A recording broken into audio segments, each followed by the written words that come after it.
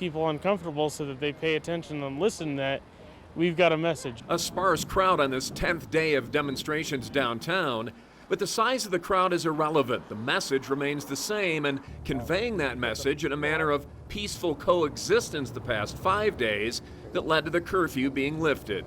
We had a curfew because we're a lot of people protesting and everything else, right?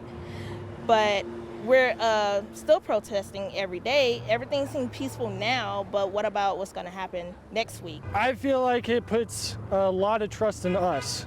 It puts a lot of trust in us as protesters, and puts a lot of trust in the police force, knowing that this is going to be continuing on peacefully. For downtown business owners, the curfew was just another in a series of setbacks that they must figure out a way to overcome. It's tough, but they're confident. I think everyone's been cooped up for so long, and they're excited to kind of get to hang out for as long as they want. So I think that's a good thing. Come down and say hi. Go to the mom and pop stores. Go to the locally owned ones. I mean, it's just help us all out. You know, we're going to get through this though. Inside City Hall, a move to advance the cause of the demonstrations in the first place. Wayne Williams has been working with Promise Lee, a leader in the local African American community, on what he calls the Colorado Springs Police Accountability Advisory Committee. A long title, but a short, sharp focus. How do we make things better? We all want to work together to ensure there aren't deaths of officers and there aren't deaths of citizens. And that's something that I think there's a shared goal on.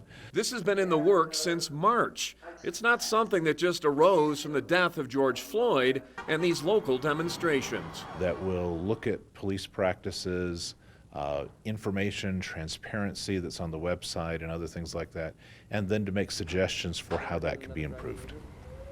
And Councilman Williams says that a work session has been moved up now to this Thursday rather than the end of June due to the urgency of this issue. Now, they will make recommendations only to the mayor and Colorado Springs Police and then go from there. As for the curfew, Mayor Suthers says they will continue to monitor the protests and it can be implemented again if necessary.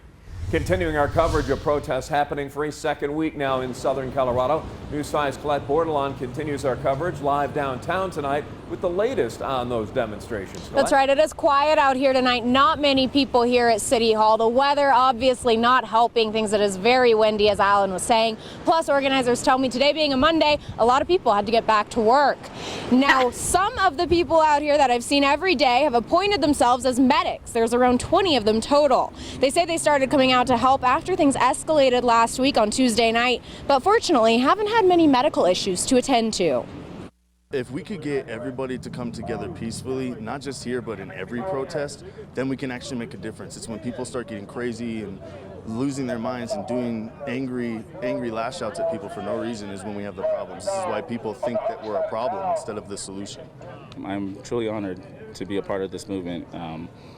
The fact that they were able to keep it going for 10 days and to have no violence for the past 6 days, it shows that the strength of the character of Colorado Springs.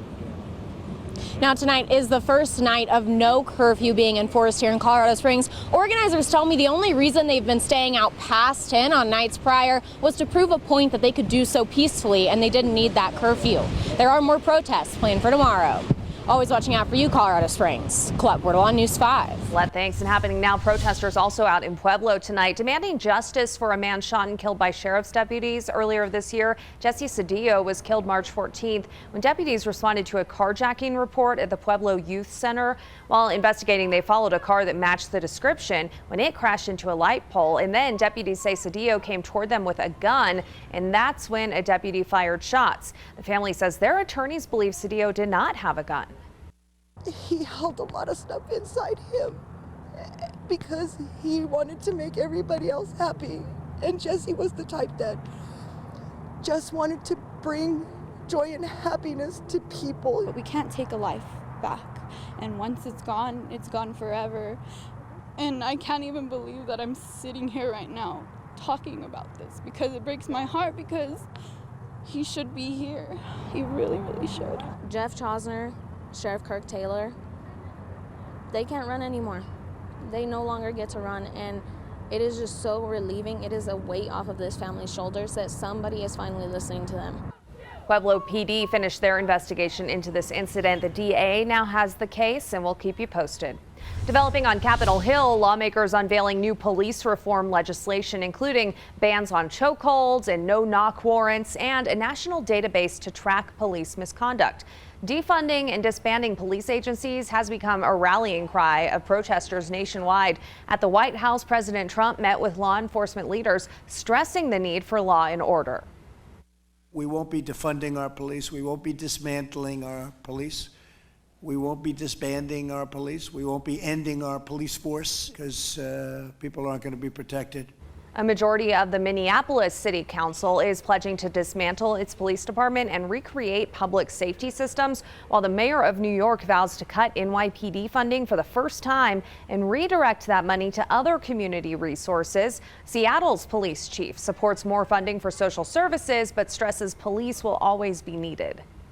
Who's going to take the calls of domestic violence, internet crimes against children, rape, robbery, vandalism?